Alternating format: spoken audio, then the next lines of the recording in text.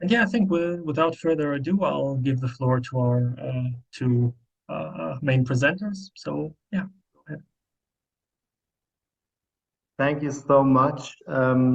We have divided the talk and the presentation since we're both in two different locations.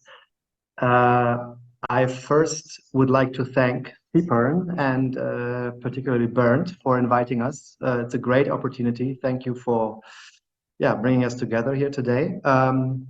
And really excited that despite the peak of webinars I thought was long gone, and still so many people took the time this afternoon to come here. So that increases the pressure a bit. Thank you as well to Daniela and Johannes for taking the time to read our collective volume, because I have to say that this is the result of about 5 years sort of enriched by the pandemic of our politics of money network. So over the years, we came from money theory and then sort of discussed more broadly about the persistence of financial capitalism today. And this amazing group of people we met 6 times and recently ended in Napoli. But we thought doing a book together, which really came about through joint discussion, would be a nice way of sort of bringing this collective work to fruition. So that just as a few preliminary remarks. Okay, so this is the cover of the book, London, and we were actually quite pleased that Routledge let us use this image, because I think it encapsulates a little bit the troubles of financial capitalism. So the core question we try to approach in the book, and this is a lot of that what we're presenting today is taken from the introduction of the book that Ben and I co-wrote, and then we will also say something about specific chapters. So the core question that animates this book is how to understand profitability and concentration in the financial sector and its ability to reassert itself after financial crisis. So we basically try to understand, so why, despite all these crises, do financial actors still maintain their power and profitability and their place in the overall architecture of financial capitalism? And we try to answer that question by offering a framework that centers on the claim relation between creditors and debtors, but also focuses on power and inequality. So, I mean, all of us, we've sort of been influenced by, Perry Merling, Geoffrey Ingham, the balance sheet view, and this debtor relation, which is often decried as sort of a reformist, wrongly Keynesian perspective to finance, because some of us are also rooted in the Marxist tradition. But we try to sort of make this kind of creditor-debtor relations and claim perspective on financial capitalism sort of more critical by explicitly focusing on the relationships of power that are involved in it and the inequalities that they maintain and engender. And we do that by synthetically suggesting 3 forms of power that actors and institutions in the financial sector can use to maintain their profitability and reassert themselves. So leverage power, infrastructural power, and enforcement power. And Ben will say more about that because we have a couple of visualizations on this. But basically, the idea of leverage power is the capacity to create more claims and to become a debtor in the process is a form of power in contemporary financial capitalism that is not enough appreciated yet. And Stefanos Gambati, who was one of the originator of that idea, has been very influential in developing that. Infrastructural power has been prominently developed also by Ben in conversation with Mike Mann. And the enforcement power for us is something that has to be in focus as well, because at some point, the financial actors need to be able to enforce their claims to make profits in the process. The literature that we try to intervene, as I already indicated slightly, is that on the one hand, we think there is a Marxist strand in the debate on the power of finance that often operates more at a macro level of the role of finance for the reproduction of capitalism, and what we sort of a bit awkwardly call the sociological strand, but that is more descriptive because it goes really deep into the nitty-gritty and the fine-grained and the technical of the different instruments and actors and regulations within contemporary financial capitalism, which we think is more at the micro level.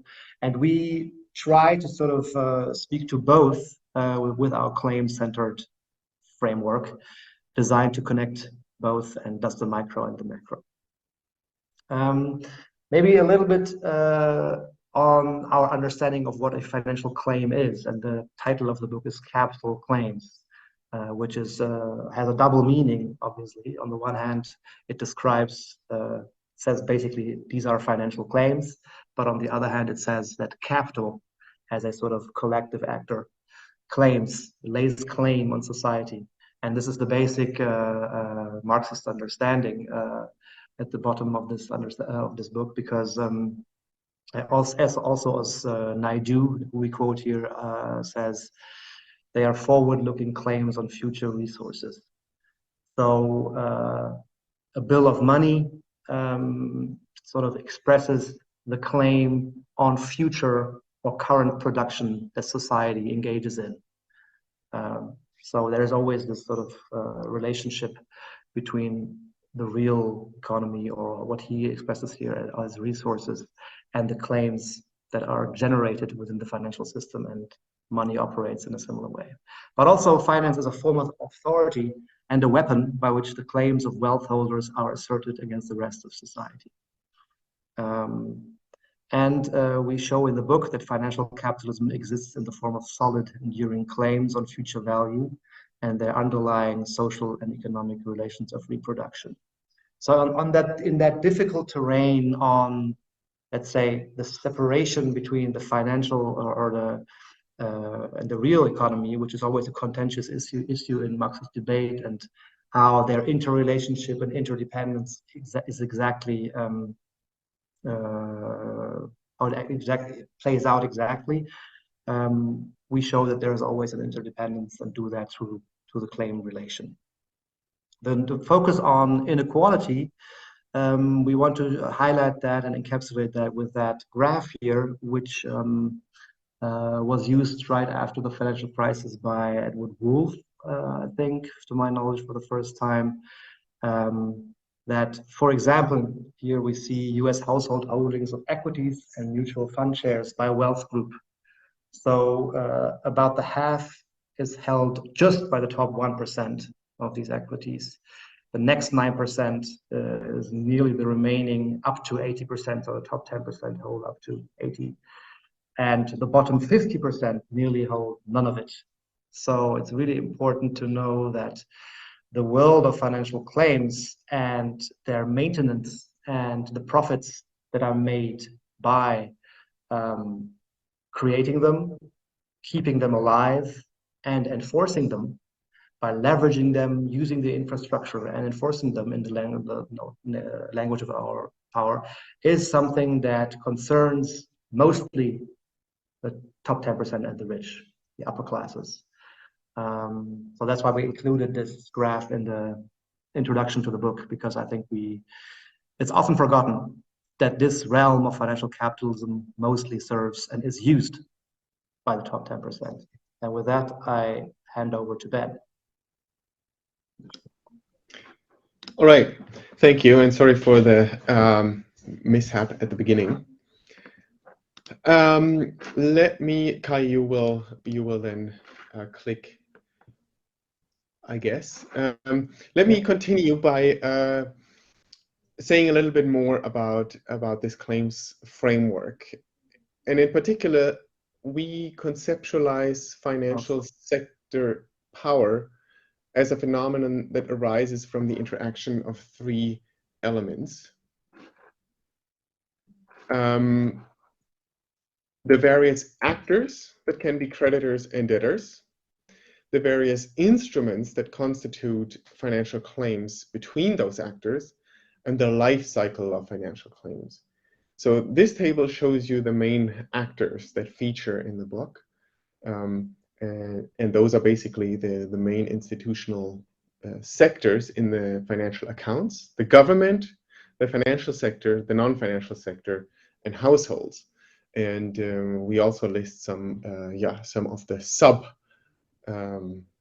actors under these categories. So the financial sector consists of banks, insurers, investment funds, and pension funds, first and foremost.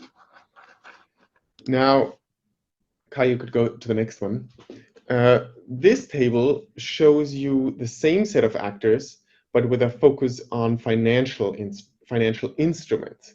So, so slightly different list of actors, because here we have a focus on the liabilities actors hold rather than on they issue rather than on the assets they hold.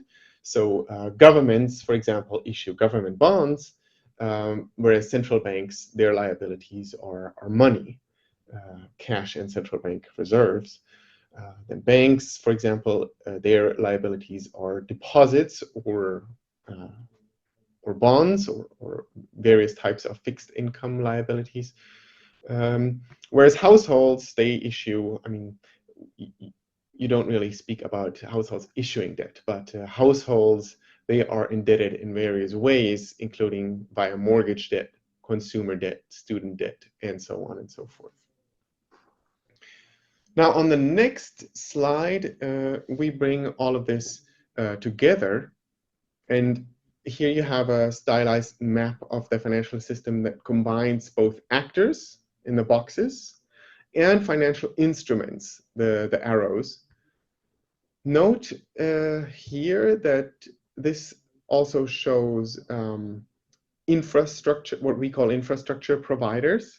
So these are actors that do not themselves, that are not themselves important holders or issuers of financial instruments, but who facilitate in different ways the trading of those instruments among the other actors.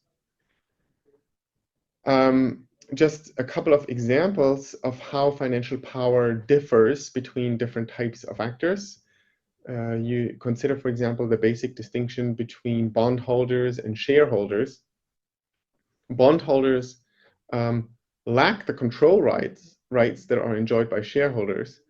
But when it comes to enforcing payments, then insolvency law puts bondholders at the top of the creditor hierarchy, and shareholders are the first who will be wiped out.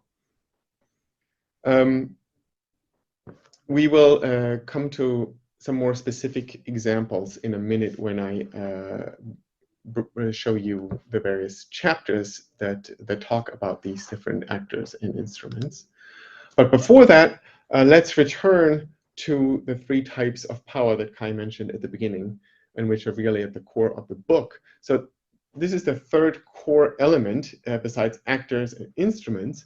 The carriers and mechanisms of financial power differ also along the life cycle of financial claims. And this is a relatively, I would say, original aspect of our framework that we orient, the concept of financial, or the three types of financial sector power and the entire book, that we align them with these three phases of in the life cycle of financial claims.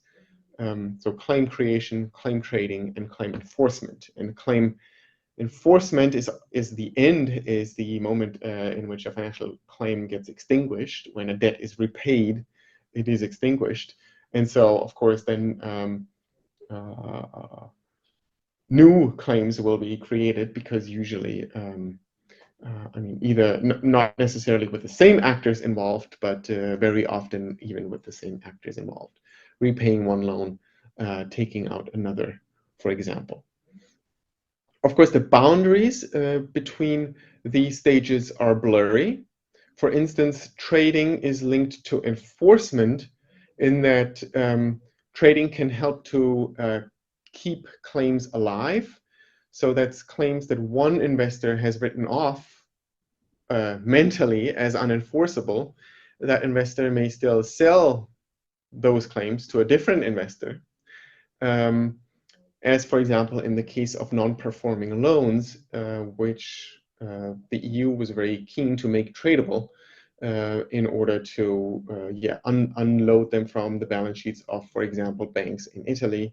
But also there was an attempt to do that in Germany, which largely failed, as is documented in the very interesting chapter by Daniel Mattens and Caroline Mitz in our in the book.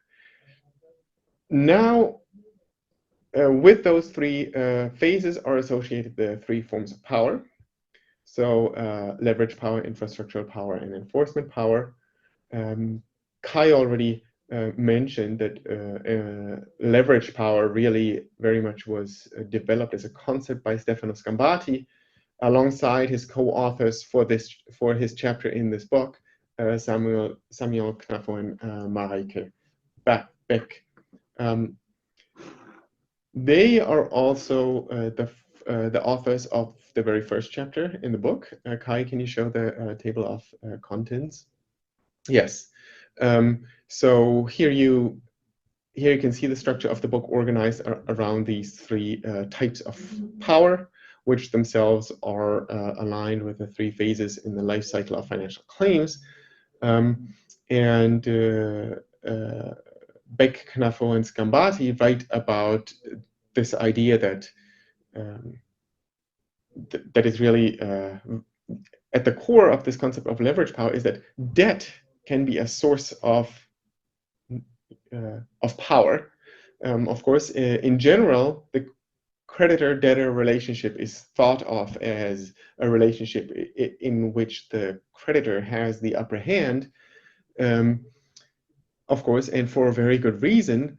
But with banks, debt, or rather with financial actors at the core of the financial system, the entire point of their existence, banks, but also alternative asset managers such as hedge funds and private equity,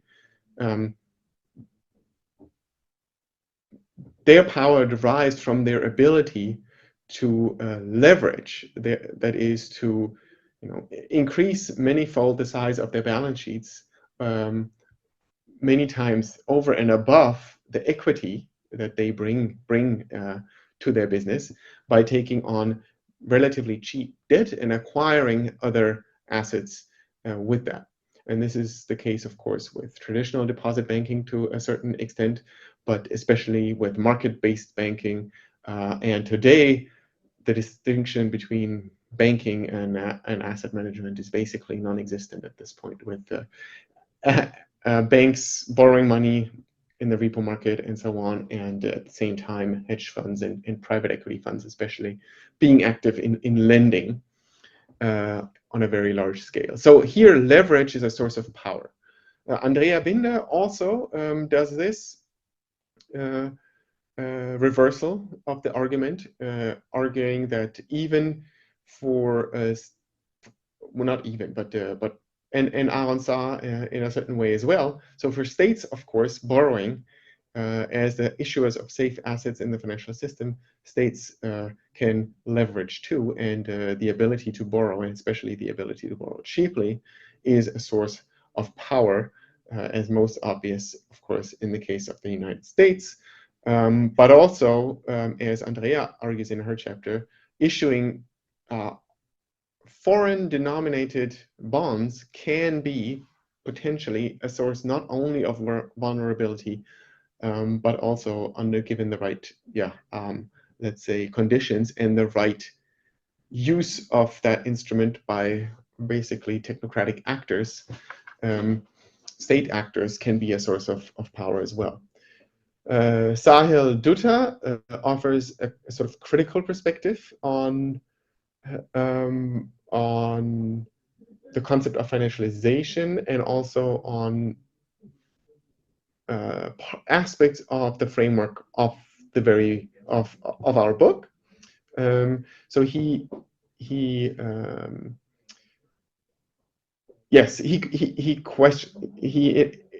from a more theoretical perspective, questions the idea that debt is a source of vulnerability, especially in for the state, and focuses on the empowerment of various actors, notably public actors, through the ways in which they harness financial markets to their own benefit, a sort of counterpoint to the financialization literature, which emphasizes the loss of room for maneuver for state actors in the period of financialization.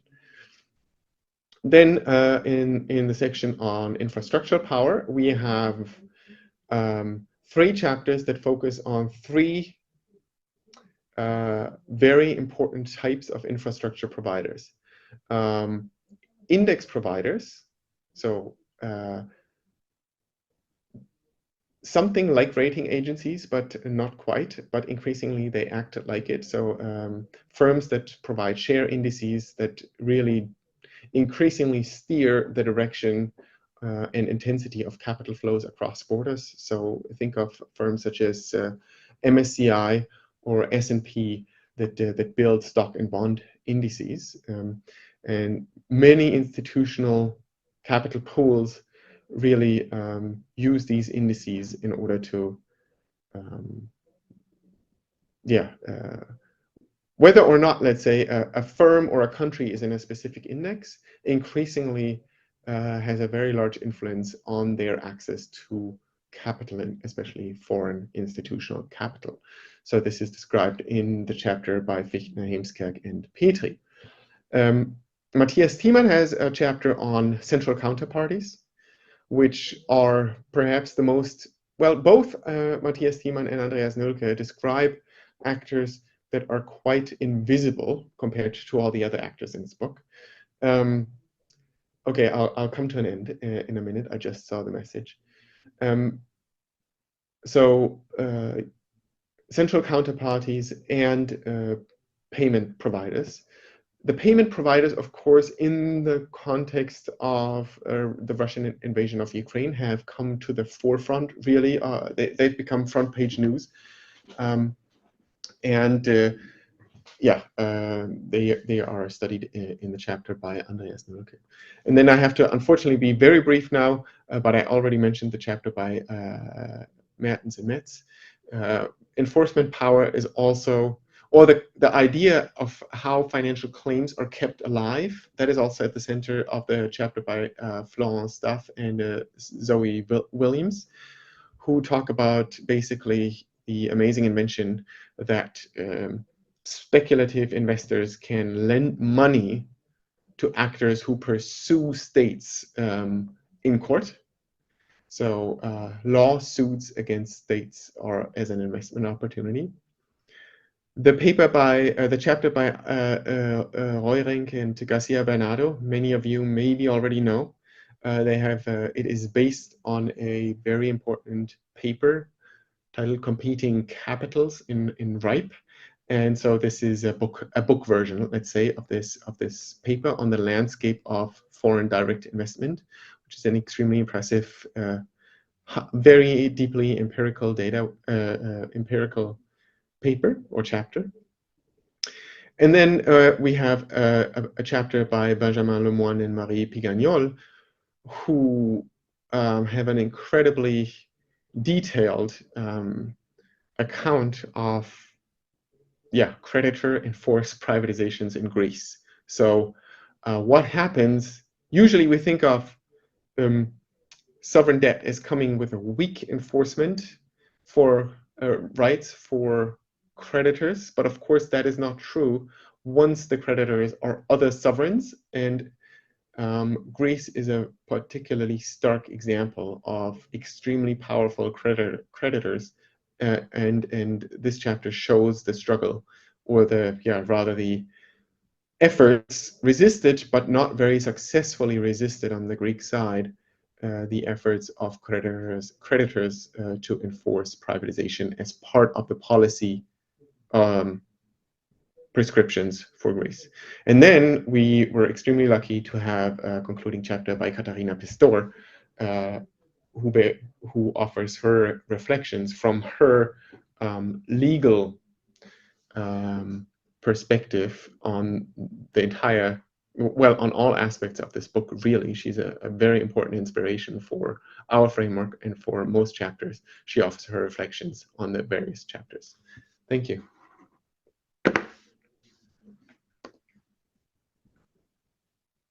Right. Yeah, thanks a lot, Ben. Thanks a lot, Kai. And yeah, really sorry for rushing you a bit there. Was not my intention. And honestly, I would have loved to, or we would have loved to invite some of the chapter authors as well and have a discussion with their specific views there. But obviously, there's only so much time we have in one of these calls.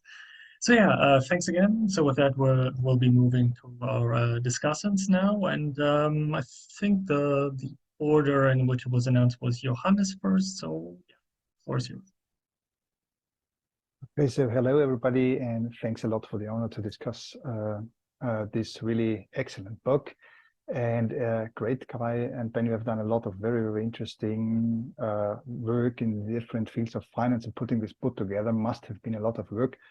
And I really appreciate it. And you really presented already your basic thoughts. And of course, I could applaud for a long time different aspects here, but I think it might be more interesting to bring in different perspectives here, namely from a critical political economy perspective, as this is the Critical Political Economy Research Network's monthly workshop.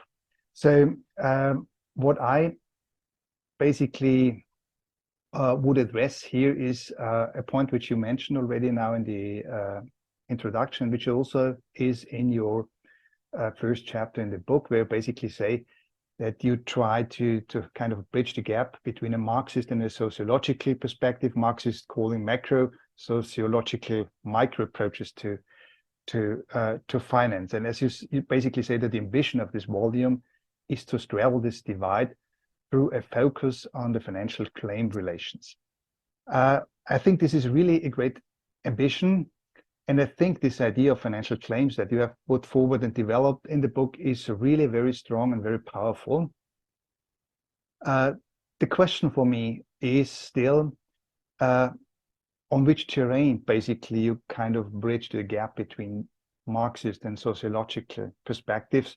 Or if I look at the book, isn't it rather in the end, if we use these terms, more based on what you call sociological approach to finance? So if I just remind you of this graph that Ben has also shown, households, firms, governments. So this kind of structure reminds me very much of neoclassical approaches to economy and finance.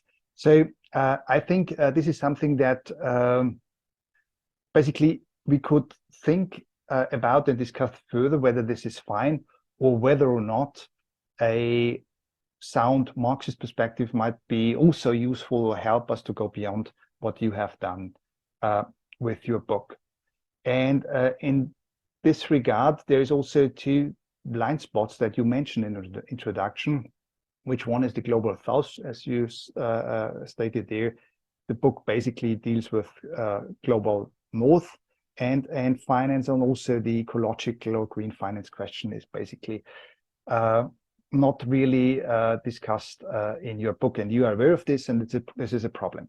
But the point for me or the question for me is whether this is rather a coincidence or whether there is more structural reasons for that. Myself have started to think a bit more about ecological issues over the last years. And doing that, I have become aware that we really have a problem.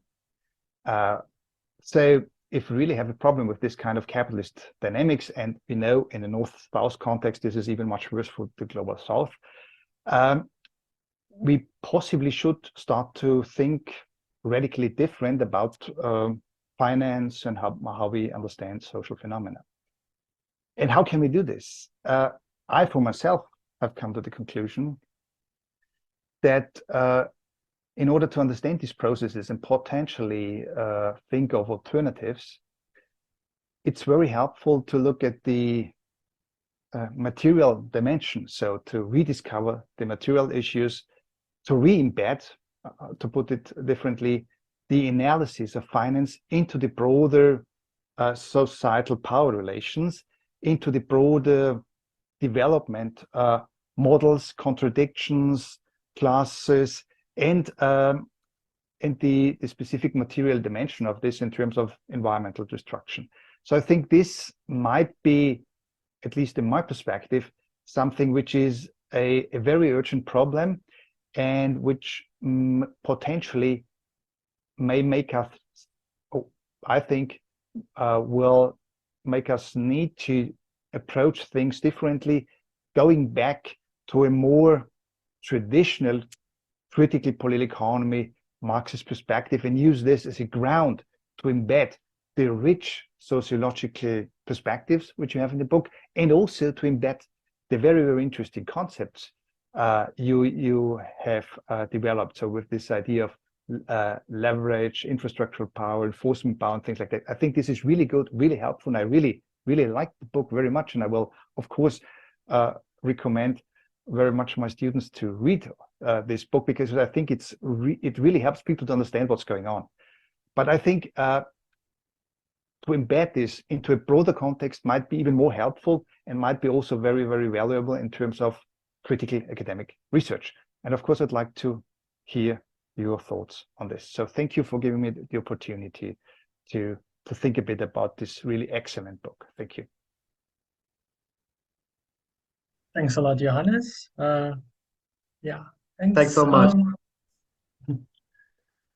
Yeah, all right. Yeah, And yeah, now the floor is so you have to endure the fourth German accent of the day. So fifth, technically, I'm German too. was that coincidence or planned? It really was coincidence, but it's interesting. So oddly, my way in is very similar to Johannes's way in.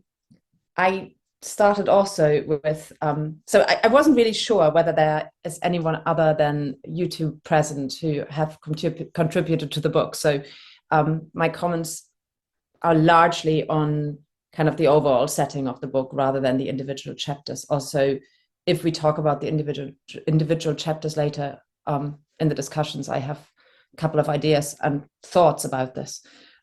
So I love the book. I really, really enjoyed it. It's a great contribution. I learned so much about claims, not coming really necessarily from that kind of literature. I now have, I think, a good understanding of what financial claims are and how they're made. And so, yeah, I really learned something. Having said that, and I think that's why I was invited, similar to why Johannes was invited, is to provide some critique and have like a critical way in. And I also started with that claim of yours to kind of want to bridge the micro-macro or micro-macro kind of levels. And my first thought, and I would like you actually, or we can do that a little bit later, to open that holders of financial claims page again, because if you could open that. So I do think there is a literature out there which does exactly that, bridging that micro-macro divide. And so it's nothing new really. And that literature is not at all kind of part of that book. And that is interesting, given that most of the series editors of where your book is actually published are actually coming from that perspective. So people like Susan Soderbergh, Jonita Elias, Adrian Roberts, Isabella Bakker, Nancy Fraser, Diane Elson, like all are really doing exactly that, bridging a Marxist with a sociological view. And I think that page is really telling. So you have holders of financial claims, and you kind of show who is the public, who's the private, who are financial corporations, but who is households. It's kind of left open and it's not looked into. So that kind of one area here of actors is left as basically a term where the actors and the micro actors really on that level are not really looked at. And I think we can close that page again, by the way, so I can see people again. So, and it's I find it really striking that kind of feminist political economy perspective is totally absent in the book. And especially striking when there wants to be a focus on power and equality, where there's in my understanding, rather limited understanding of inequality, if I focus inequality on wealth and equity, rather than understanding the intersectional kind of dimensions of inequality. And so I guess that's what I was invited to critique. But I have an idea of how you could rectify this. So when you have like your forms of power, I think one crucial form of power you are not looking at, and it's not part of your circle, but it's one of the crucial forms of power that keeps claims alive, if that's what you want to look at, and that's survival and reproductional power.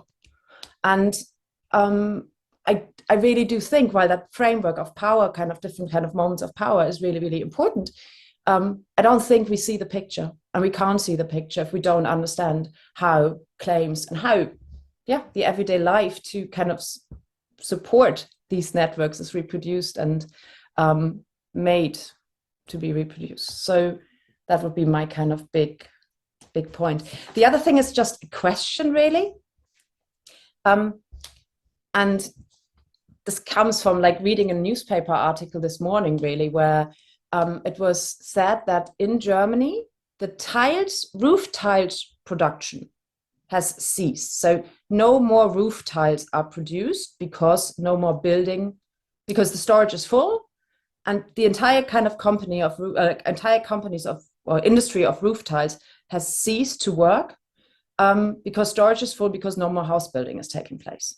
So with that kind of newspaper article, I was started to think a little bit about what does that mean for your contributions, like the central role of the housing market and in process of financialization, and what does that mean with debt rates going up, industries like not functioning any longer? What does that mean for debt, corporate debt, but also private debt? And do you anticipate anything with that kind of looming industry or looming housing market bubble burst, not just in terms of mortgage holders, but also in terms of industries not being able to serve debt any longer? What are your thoughts on that? Okay, that's it. Thank you. All right, thanks a lot, Daniela. Yeah, again, great thought-provoking comments from both of our discussants. So yeah, I'm really looking forward to the discussion. But yeah, everyone, feel free to pose your questions. Either raise your hand via Zoom or on camera. I may be able to see you. Or type it in the chat if you're more happy with that. And yeah.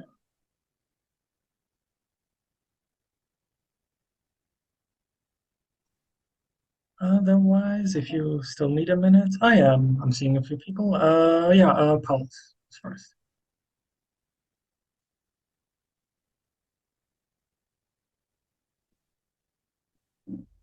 Sorry, did you say me? Yes. Oh, sorry. Yeah. Hi everyone. Thanks a lot for this brilliant presentation. I haven't read the book, right? So maybe what I'm asking is just an explanatory thing.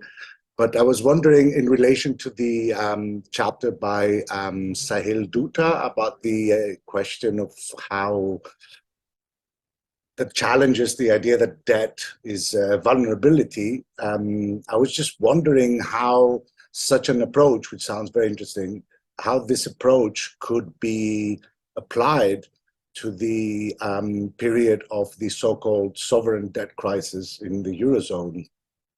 And I say so-called, obviously, because understanding the euro as a sovereign currency is a bit of a euphemism.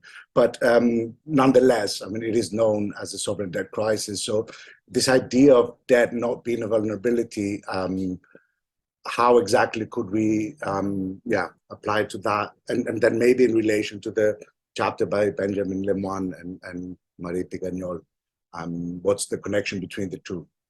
Thank you. Thanks a lot. Now, Christoph, I see your hand up. Thank you very much. Can you hear me? My microphone sometimes Yes. working well. Okay, yeah, thank you. Thank you very much for this book. I am super excited to read this. I was working in a similar field a couple of years ago, and I was really missing exactly that, like somebody who breaks down, who elaborates on mechanism of how power works in finance, and I was really struggling without that. So I'm super excited to read the book. I was not having read this. I was wondering whether, along the lines probably of the previous commenter, I was thinking less of Southern Europe, more of maybe the Cartagena group, maybe the Mexican debt crisis. I was thinking of dynamics of when the dynamic shifts a bit and debt is organized collectively and maybe threatened to collectively default. I was wondering whether you can make sense of that, if you can make sense of that, the dynamics there with your conceptualization of power. Maybe it's kind of straightforward, but it was too much for me to process that quickly. And related to this, if there's how does this relate to general contestations of debt? Maybe transformations and resistance, and those. Does this analysis and this conceptualization of power teach us something about how we can basically collectively resist that, or is it, yeah, or maybe not? Maybe that's not your interest in this particular project. Yeah. In any case, thank you very much. Thanks a lot, Christoph. Great question. This subversive power of debtors would have been something I'm really interested in hearing more about too. And yeah, Stefan. Yes, hi everyone. Thanks. Hi Kai, hi Benjamin, hi everybody. Yeah, I'm really looking forward to reading this book. It sounds like a very interesting book. And interestingly, I have a completely different question, even though I agree with what Daniela said, of course. But I have a question on this one chapter which deals with, I don't remember the name, but of who wrote it, on people doing lawsuits and remember, I don't know who was that person. Maybe you can say a bit more, because Johannes and I are actually just thinking about a project, and this would be, I think, I don't know if I'm right, Johannes, quite interesting for us. So maybe you could tell us a bit more on this chapter where investors are supporting companies doing lawsuits. Anyway, you know what I mean, I think, right? Thanks. Right. Thanks a lot, Stephanie. As far as I can see, that's all the questions we have for now. So, oh no, David has one. Go ahead. Thanks. I could come back. Okay, thanks. Yeah, no, thanks. That was really great and a really good description and then discussion as well. Just perhaps to follow on from some of the points that the commentary, the discussants made, which maybe just start to think about how does the framework that you set out. I think roughly speaking, what both discussants were saying was, how does it situate more broadly within capitalism? How do you theorize that situation or that contextualization? So I guess my question is around the way that you describe the mechanisms of financial power.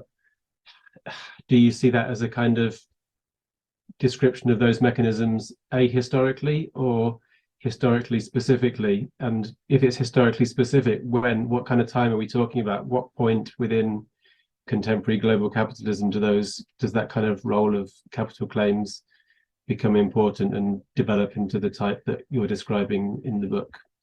Thanks. All right, thanks, David. So yeah, I think if you like, you can give a round of answers, and then we'll probably get a few more questions. I quickly start, Ben, okay? So we have a plate full. Thank you so much for your critical remarks. Yeah, maybe I start with the beginning, Johannes and Daniela. I think that claim to be bridging that divide between, let's say, more Marxist approaches and what we call sociology, to implement that we apparently haven't really managed. So in a further or an earlier draft of this graph on leverage power, infrastructural power, and enforcement power, we had below look at a Marxist slogan, systemic compulsion. I mean, obviously that doesn't sort of make the bridge better, but sort of what we grappled with is the abstract argument that, you know, capital is invested to valorize itself through the realm of production and to become more in the process, to extract the surplus value in the process, to have that as the underlying sort of compulsion that is operating, but to provide a language that is specific, I mean, enables us to talk about what is happening in the financial sector without being too technical, because our analysis was that some of these, what we call more sociological analysis, and they become so detailed. We have amassed such a wealth of knowledge in the last 15 years about how exactly the intricacies of finance work that we lose these systemic perspectives. But I totally share that we haven't really squared that circle, and your suggestions to focus more on the material and social reproduction, obviously, under the line systemic compulsion, we would have to have class struggle and social reproduction and nature and all these things that are sort of the material that nurture and make this financial system and the clouds of claims that are being erected on that material basis more tangible. And we've obviously been struggling on the one hand with our own background, with the composition of the group, and the knowledge that, this is the very sort of partial approach to how financial capitalism, it's not like a full holistic theory plus analysis and suggestions on specific mechanisms that we can provide. So I would take both your suggestions, Johannes and Daniela, rather as a strengthening the necessity to develop this further, because as it is now, it is too partial, and I totally agree that it has to be extended in the direction that you propose. Maybe I will just say something on Christoph, and then I hand over to you, Ben. This notion of debtor power. In the beginning, we had a fourth form of power, debtor power, which we then, for reasons of aesthetics maybe, or tangibility, we merged into three, to have like the trinity, the troika of power terms. We merged into the leverage power component, which maybe does not work perfectly, because debtors can leverage the fact that they have heavily indebted themselves, also collectively, to exert power as a debtors collective, I think. So that's where we propose to sort of merge that possibility of resistance that you described, Christoph, as a form of leverage power, where debtors leverage the fact of being indebted and use that as a resource to exert power. But we were torn whether we give that a proper different name, or for reasons of beauty and trinity subsumed under leverage. Yeah, Ben. But thanks again. And it's not, I don't choose to answer only to these questions. I just want to not talk too long, so Ben has some time to have his great thoughts. All right, thanks, Kai. Thank you so much to the two discussants and the other members of the audience who asked questions. It's really, this is, I think, our first and only such event, and it's really an honor and quite exciting to have a discussion of the full product. That's really great, and we're very grateful for that. Johannes, I mean, yes, I can only agree with what Kai said. I think we are quite aware of these limitations of the book, and maybe what we should have said is that we are trying to bridge the gap between the micro and the meso level, not the macro, because of course the things you bring up, and in a way that you both brought up, which is how we have to re-embed the analysis of finance in the broader dynamics of capitalism, including production and social reproduction, and including basically the planet and planetary sustainability. I couldn't agree more. Many of the authors of the book, and including ourselves, I would say, are actively working on different aspects of this now. But the origin of, let's say, the network, of originally 15 people, that was the format of this grant that Kai won from the DFG, the German funder. The original composition of this group or purpose was to work on the politics of money. And essentially what we did was to assemble the most nerdy, in a way, basically, yeah, the colleagues, and it was a German grant, hence also the prevalence of Germans among the authors. And so it's not entirely inappropriate, by the way, that you all have to endure all these German accents today.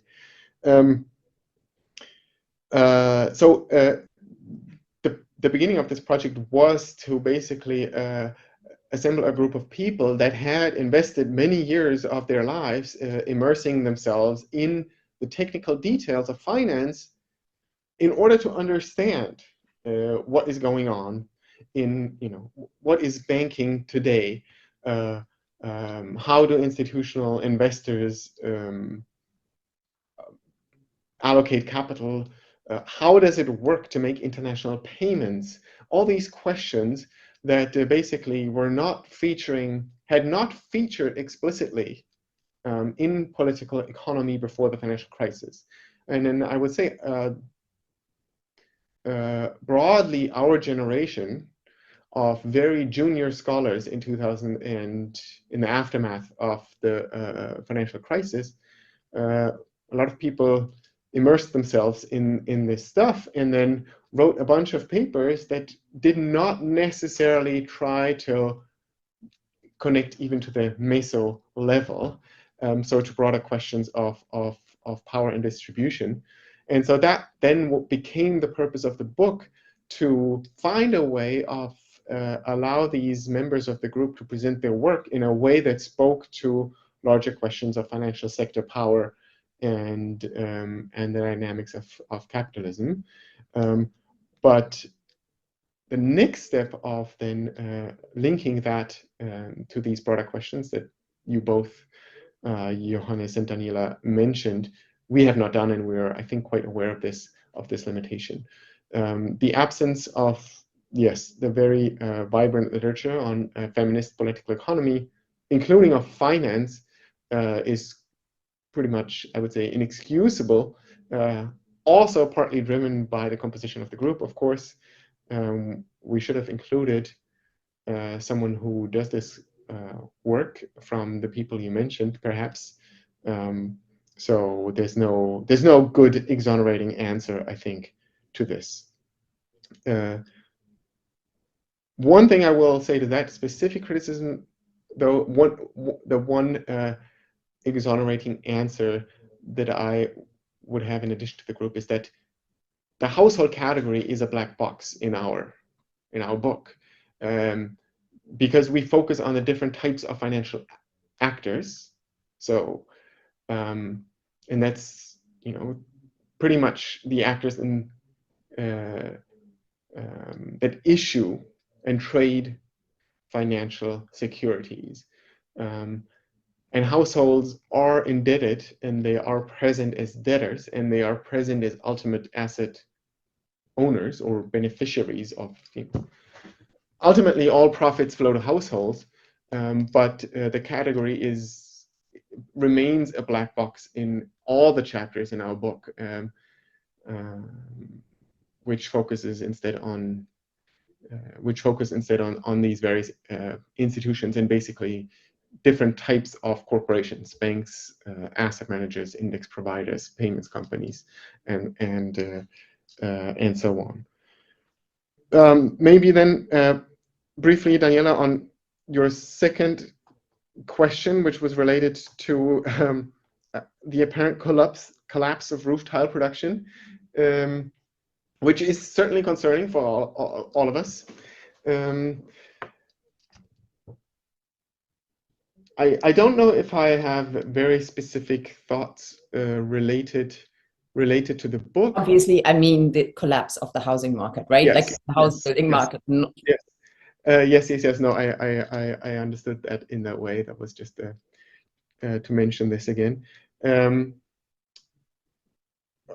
In the book, we have a chapter by Daniel Mattens and Caroline Metz about the mortgage market, which is related to that. And it is based on Daniel's side, on Daniel's work on partly on the absence of housing, of the type of housing financialization for many years in Germany that we have seen in other countries.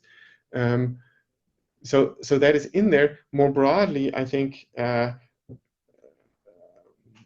what our book, or the way in which our book relates to this, is the question, okay, what is going to happen to housing finance in response to this latest version of collapsing housing markets and homeowners that are left with huge mortgages, often with variable rates that they have to repay now.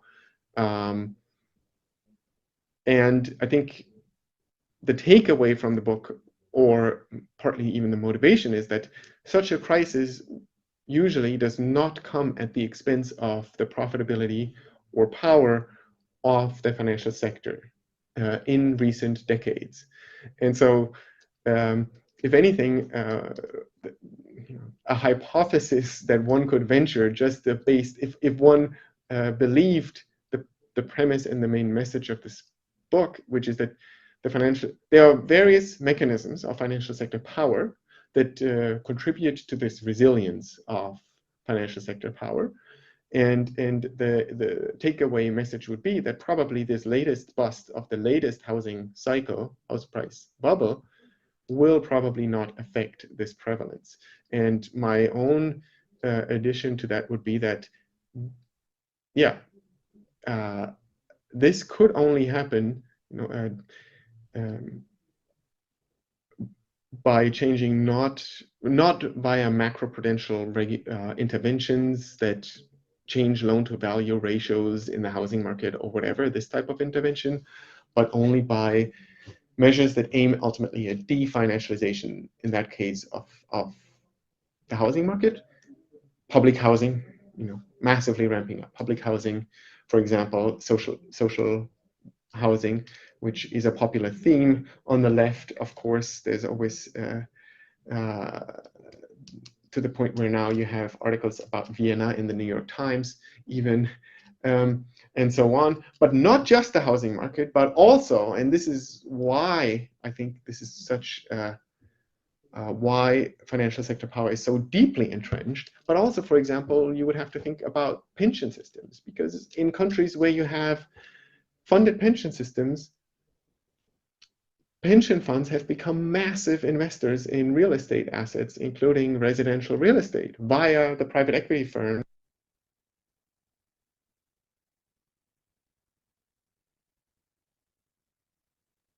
I think your audio cut out, Ben. That was the private equity firm boycotting your computer. Can you hear me now again? Yes. Okay, sorry. This sometimes happens. I was saying yes. I hope you understood me almost to the end. I stop now because I've been talking too long already.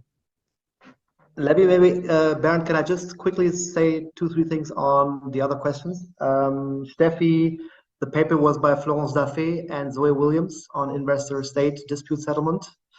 Really interesting. I think Florence has also, and Zoe have published journal articles on that, so highly recommended.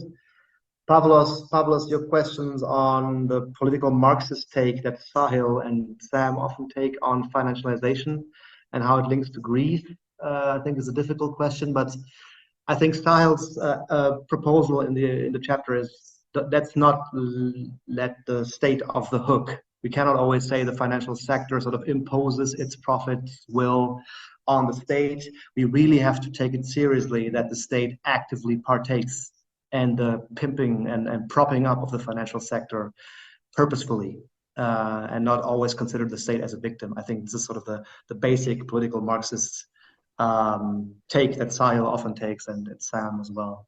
So if I can just add to this, Pavlos, the way in which Sahil would probably respond is that, that what happened in the euro area sovereign debt crisis one major guilty party is the European Central Bank for basically marketizing the European sovereign debt regime as detailed, among other people, by Jens van Klooster. And so that's the Sahil Dutta, I would say, that would be the application of his argument to the sovereign debt crisis. It was partly the doing of the European state apparatus.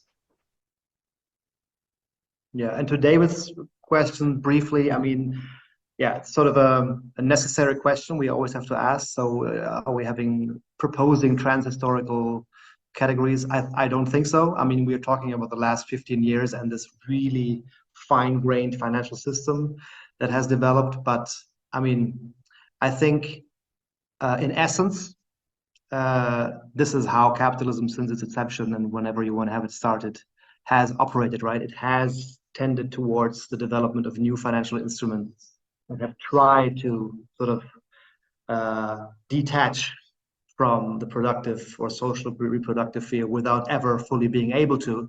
But the thing is, and that is really at the core of our curiosity, how does it work to stretch this process of separation from what Johannes just called, and also Daniela, the material and the social reproductive? How does it work? And in practice, the challenge really is not to get lost then in the details and the technicalities, and still trying to understand, broader social forces, but to really balance that is extremely difficult. But so I'd say we are talking about a general phenomenon, the continued attempt of financial actors in the financial sector to increase their share of profits that are being created by people overall. But we are mostly talking implicitly about the historically specific time of today. Can I add something to this last point? Yeah, I would maybe, I was thinking about this question from David about historical specificity, and it's very interesting.